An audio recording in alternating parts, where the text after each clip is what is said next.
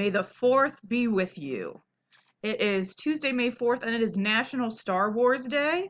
Get it? May the Force be with you. May the 4th be with you. Okay? So, go ahead and watch Star Wars if you like Mandalorian or any of that. That's all Star Wars. So, watch that today if you have time. But again, it's the month of May, so it is Asian Pacific American Heritage Month. And I'll be sharing some resources to help you better understand that or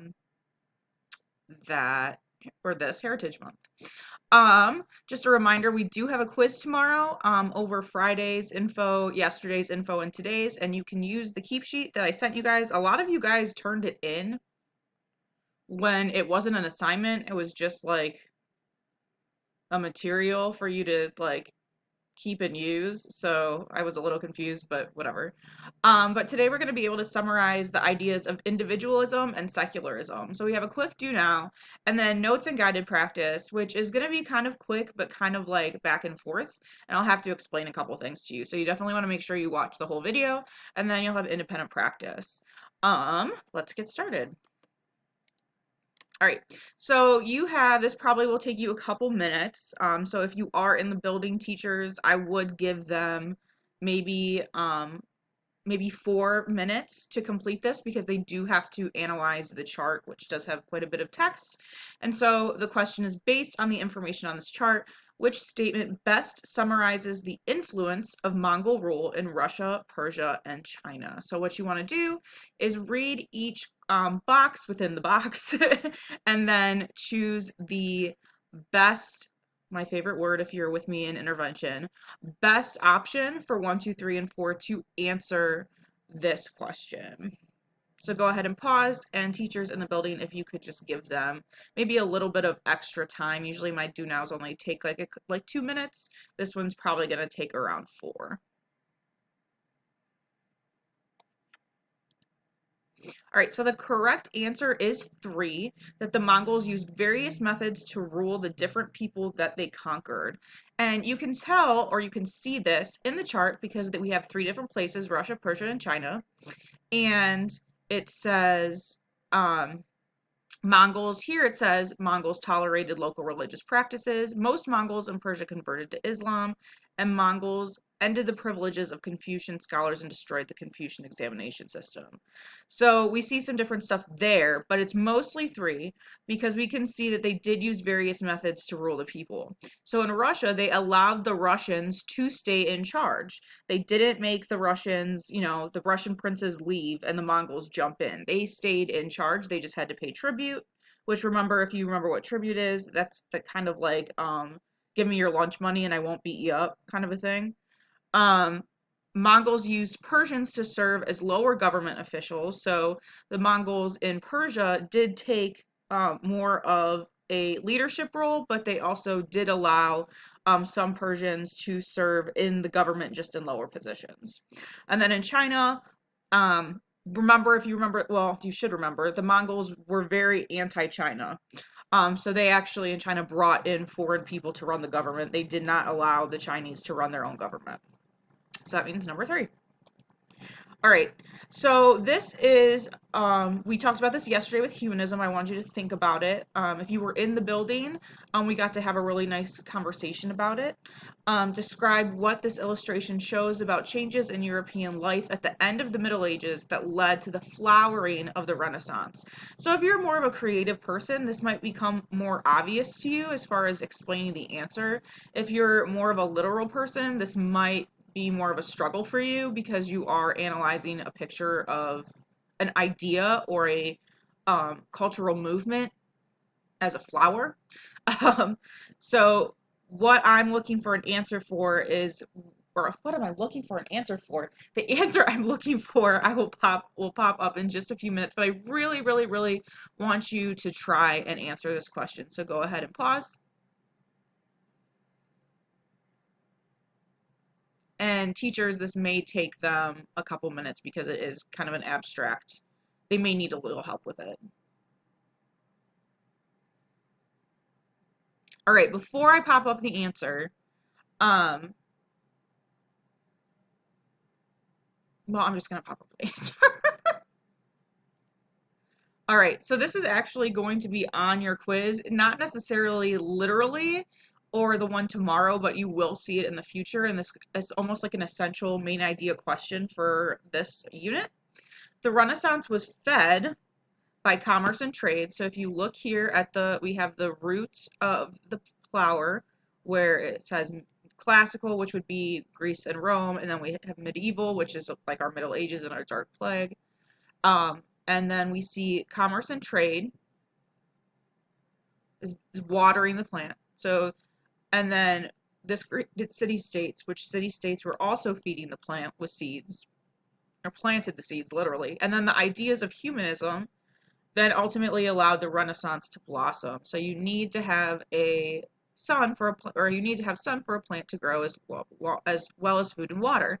And the humanism is the sun, and it's making everything just sprout and blossom. Two words today, individualism and secularism.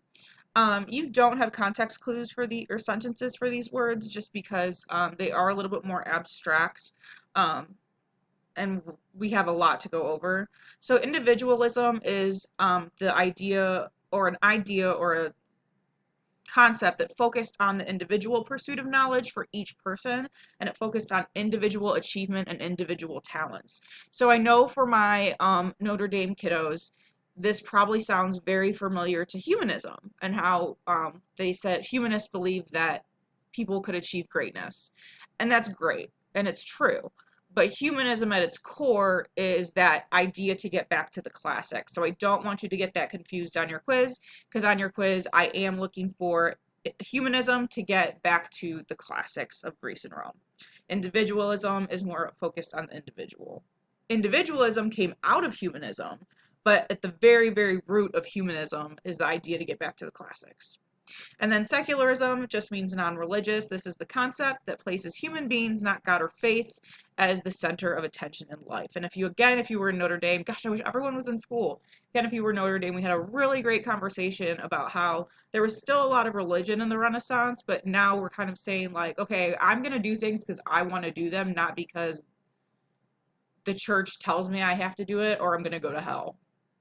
So, just like human importance. And so not everything has to be about religion. We'll see that with music and art and all those things. Go ahead and pause if you need more time.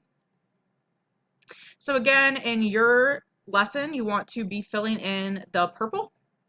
So view of life in the world as far as individualism. In medieval times, they believed that life should be somewhat painful, that life is a pilgrimage to please God and to get into heaven. That's the purpose of life, is to get into heaven.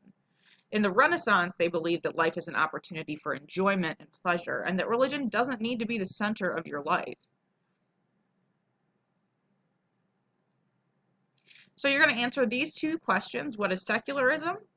And then how did the view of human life change during the Renaissance? Now again, it does seem like this is guided practice and notes, but they're kind of hodgepodge together. Okay, so it's a little bit of a different format than we're used to, which is really important why you guys should watch the videos when you're at home. All right, go ahead and pause, and then we'll go over this really quickly, and then we'll move on. All right, secularism, literally, just see the notes for the definition. I was like, why am I retyping this? But for number 2, all you had to do is look at the previous slide and know that life was meant to be lived and enjoyed and not necessarily centered around religion anymore. Secular writing and literature. So literature became really important to inform and entertain. It wasn't just to promote spirituality. Before you learned to read by using the Bible, you learned to read by using the Bible so that you could read the Bible. And now it's literature to tell people information. And just because you enjoy reading, like, you guys have books that you just enjoy reading because you enjoy reading them. You don't necessarily read them to like fit a specific purpose. You know, in reading class, you read things for a specific purpose because you're assigned to read them. But if you're reading a book that you just like, you're not reading it to ultimately end at anything, you're just entertained by it. And text was written in the vernacular, which means that's the everyday spoken language of people, not in Latin, which was the language of the church and the language in the Bible. So Old English, the literature was actually written in, not in Latin. So how would the use of this vernacular language affect education? So think about if you were given a book that was written in Latin, would you understand anything it said? And if you were given a book that was written in English, that how we speak, would you understand what it said? And how would that affect your learning? So if you were in school and you were given a book in a foreign language that you didn't understand, how would that affect your learning versus if you were given a book in your everyday spoken language? So for this, more people would be literate and educated because more people would be able to access and understand a text. So for this, you're going to start independent practice. You're going to read this text. I know it's really meaty, but it's good.